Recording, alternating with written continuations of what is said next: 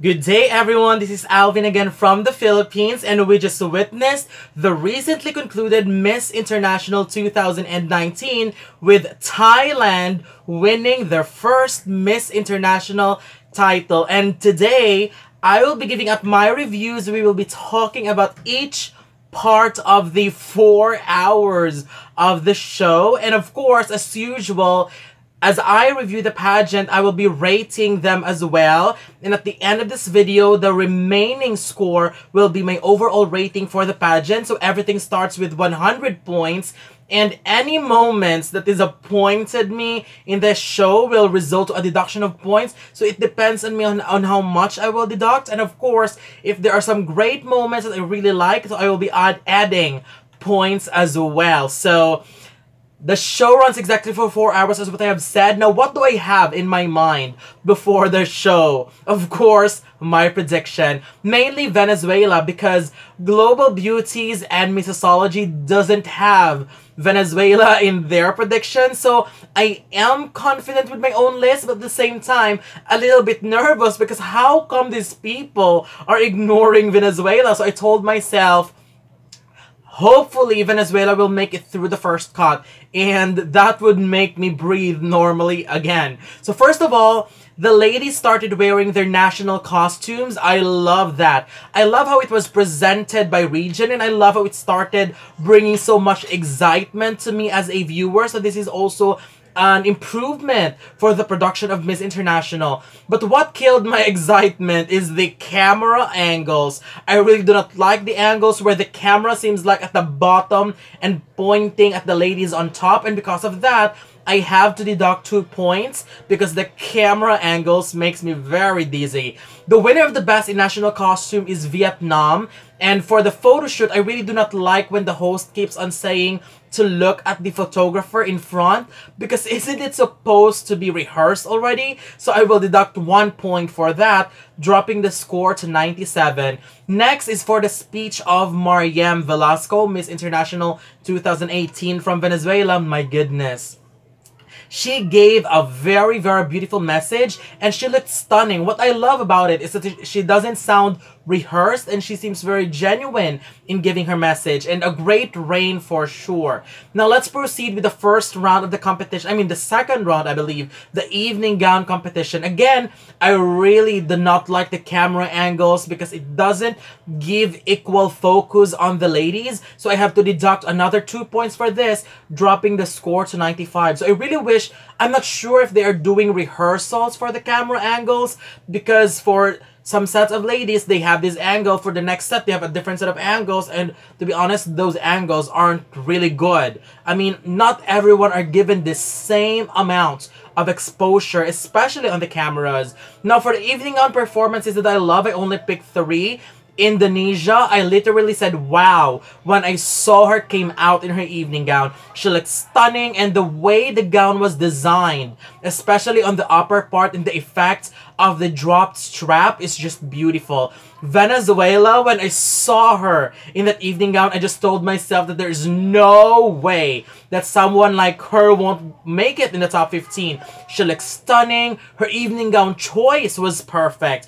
I love that she decided to wear long sleeve gown. I also love the crystal detail, and I love the effect of the fluffy fur at the end of the sleeves because it gives some softness to her overall aura. And she was the winner of the best in evening gown, so good job to her. And of course, that made me very, very happy. And Mexico, wow, she was just stunning.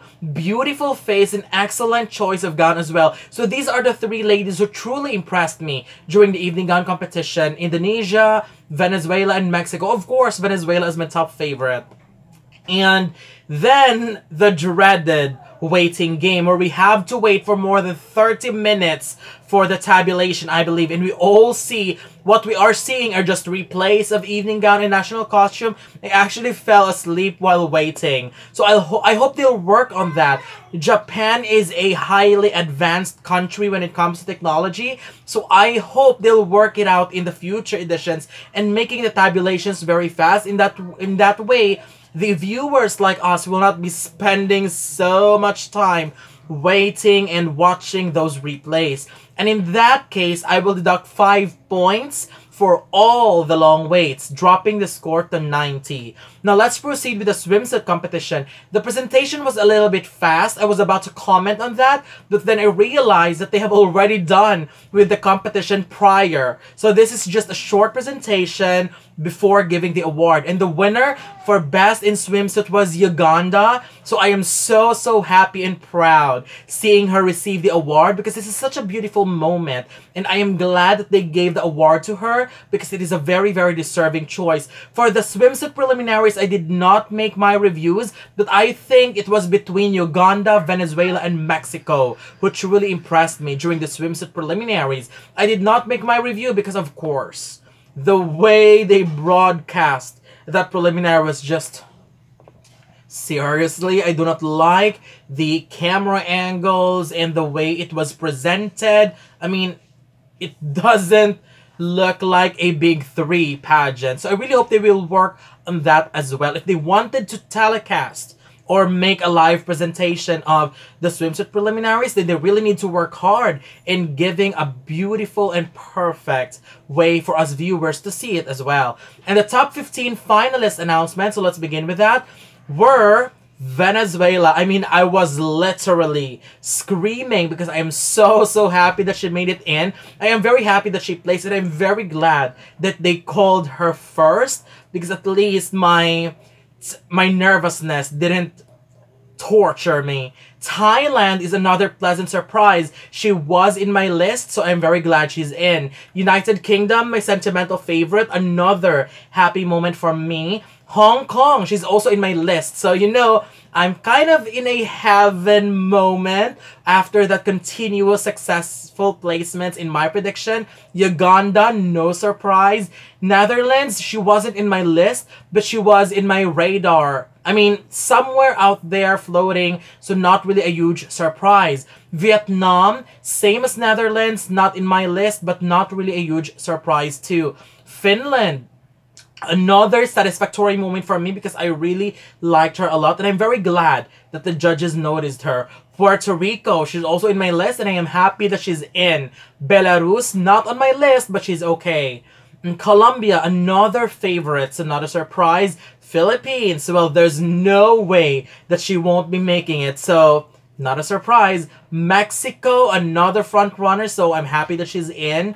Sri Lanka, she's also in my list, but I'm so glad that the judges did not ignore her, because she surely deserved to be in the top 15. And before the last lady was called, I was saying, it's got to be Indonesia. Don't you dare ruin my top 5 in my prediction, because of all my top 5, only Indonesia wasn't called, and it's the last spot. So, I mean, I don't know what to... I mean, it's obvious that Indonesia will place, but do they really have to call her last?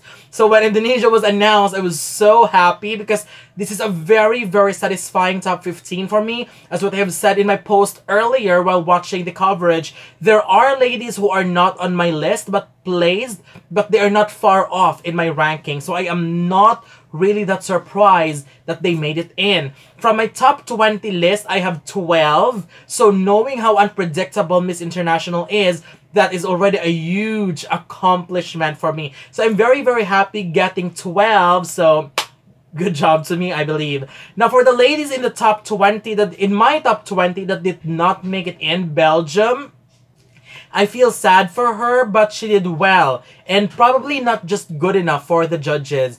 Canada, when I saw her in that red gown with that very long train, I already have a feeling she won't place. That was a wrong choice of gown.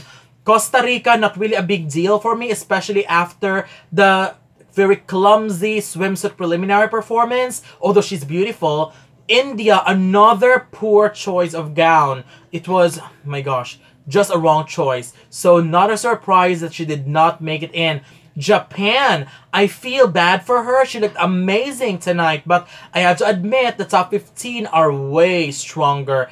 Malaysia, same comment as always. It's really hard for her to stand out in a group. Panama doesn't really matter that much to me. Romania, I thought she's going to make it, but sadly she did not. It's just a matter of taste, I believe. For a very satisfying top 15, I will not be deducting some points because I've been talking about it since this afternoon that I really love the top 15 result. But instead, I'll be adding 2 points, and that raised the score back to 92. The top 15 is just so good. Now let's proceed to the top 8 announcement. Mexico, she is in my top 5, so I am very happy. Philippines, she's also in my top 5, and I am glad that she changed her gown too. Although I don't think the replacement is a wow, but it is much better than the yellow one. Colombia, she's in my top 10, so glad she made it. Uganda and Indonesia both are in my top 5. So again, another heaven moment for me, seeing all of my ladies in there. Vietnam is not on my list, so I have my worried antenna back up because she's messing up my prediction, but I think she's doing well. Thailand, she's in my list, although she's a little bit far, but she looked beautiful tonight, so I am okay with her in the top 8. United Kingdom, you don't understand how happy I am seeing Harriotte in the top 8. I am beyond amazed by that. And for those that did not make it, Finland, her overall look is just too simple to be Miss International to me. So I am okay with her not advancing because I'm already satisfied seeing her in the top 15. Venezuela, I would love to see her go far, but after seeing her gown, the red one, I really didn't mind that much anymore that she did not go far. I am just happy that she made it in the top 15, and I just wish she stick to her original white gown because the red one is too revealing for me. It's not appropriate for Miss International just based on how I view the pageant. So I'm very happy with the top 8. 7 of them are in my prediction except for Vietnam, so I'm okay with the top 8. Now for the speech round, Mexico. I believe Mexico set the bar high with her speech. It was a very good and strong speech. Great delivery, content-wise as well. Philippines, wow.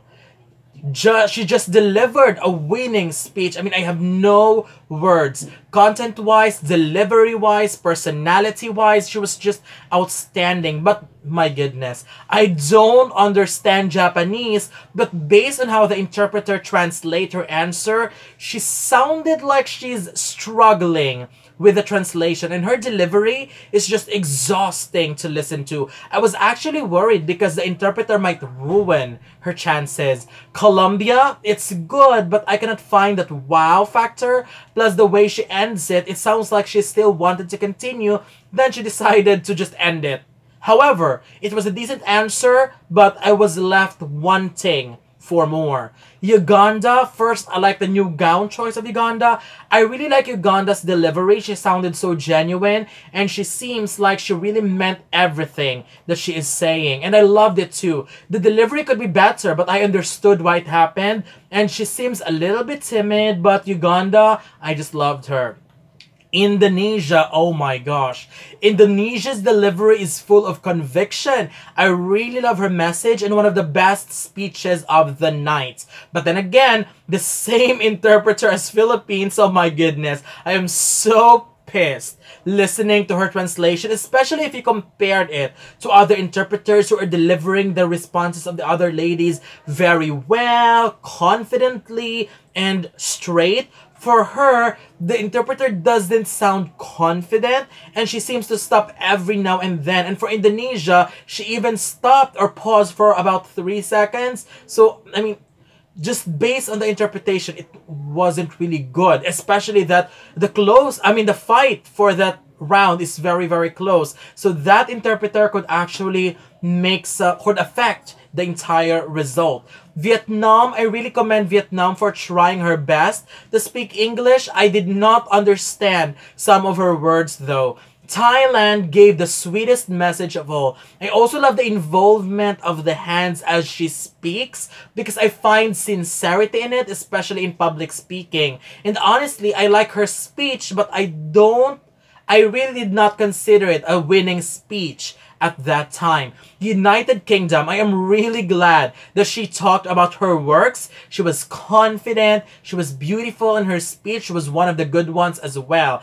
After the top 8 speech, I did not make my top 5 bets because of all ladies. I think Vietnam is the only one who didn't do well because I did not understand of the words that she said, but the other 7 did an extremely good job. So after that round, it was basically a ball game for the 7 ladies. I mean, it could be anybody's victory. I was worried for Philippines and Indonesia because I have a huge feeling that the interpreter could mess up their chances, and because of that, I would like to deduct 5 points, dropping the score to 87, because they should have had the same interpreter for all of them, rather than having different interpreters for the same language. It would be acceptable to have different interpreters if they are translating it to different languages, but since they're only translating it to one language, I believe it would be better to just have one interpreter for fairness as well. Now, for the announcement of the result, 4th runner-up is United Kingdom, Harriotte Lane.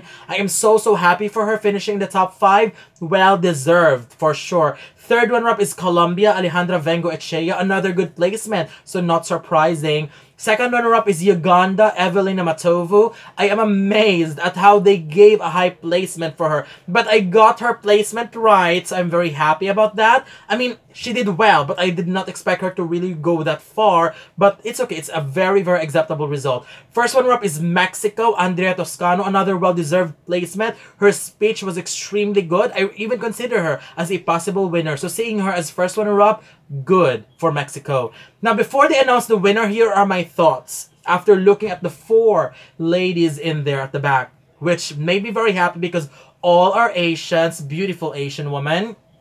Vietnam, I really don't see her winning at that time. Thailand, I kind of wanted to see her in the top 5 because her speech was good, but seeing Philippines and Indonesia with her, I have to admit I did not consider her winning. I was really expecting Philippines or Indonesia to be called after giving a very strong speech, but then again, the interpreter just keeps coming back to my mind. So I told myself, if one of them wins, Philippines or Indonesia, then congratulations. And whoever it is that will not make it to the top 5, I am pretty sure that the interpreter played an important role on why they did not make it in the top 5. And when they called Thailand as the winner, I was like, what? I did not expect that at all. And no one expected that victory. I am so happy that Thailand took home their first Miss International title, because even if I am rooting for Philippines or Indonesia, no one can deny that Thailand did so well also in this pageant. And I'm very glad that Thailand pulled a come-from-behind victory, and no one predicted her to win, because at least no one will be cursing each other now because none of us predicted her to win.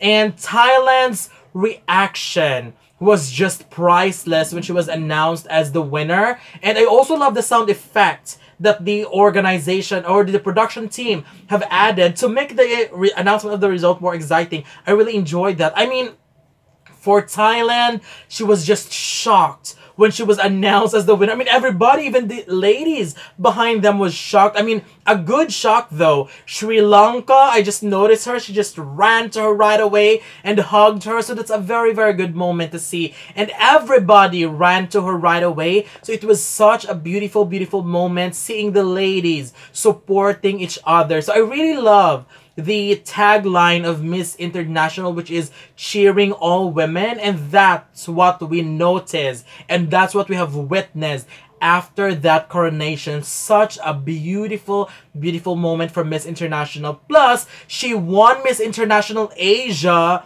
So I'm talking to Thailand. She won Miss International Asia, which is like the congeniality award per continent, because the winner of these awards are being selected by the ladies in their own region. So they voted Thailand to win that category. So no wonder she is getting so much love from everyone in that stage. It was indeed a surprising victory, but a satisfying moment without a doubt. Overall, the result is just amazing. And just like what I always say, the best thing about predicting pageant is its unpredictability. And what a beautiful moment, because of course, as what I have said, no one wants a predictable result. It's boring. So seeing this as a result of, seeing this result of Miss International, it just made us all alive and bring the excitement of what pageant really is. I'm very happy. And because of this, I will be adding 5 points to Miss International for such a beautiful event. Great sets of results, surprising but satisfying winner, and congratulations to Thailand as well, which also gave Miss International 2019 a final rating of 92%. So that's it. This is my review for Miss International 2019. What do you think? Don't forget to leave your comments below. Don't forget to give a thumbs up and share the video as well. And most importantly, don't forget to subscribe because you'll be seeing more of these videos in the future. So for now, thank you very much and have a wonderful day from the Philippines.